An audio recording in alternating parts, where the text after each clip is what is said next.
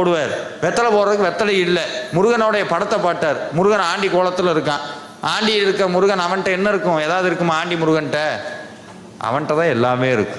யார் ஆண்டி முருகனை வீட்டில் வச்சு பூஜை பண்ணுறாங்களோ அவனை அரசனாக்காமல் விடமாட்டான் முருகன். அது ஒரு சூட்சமம்.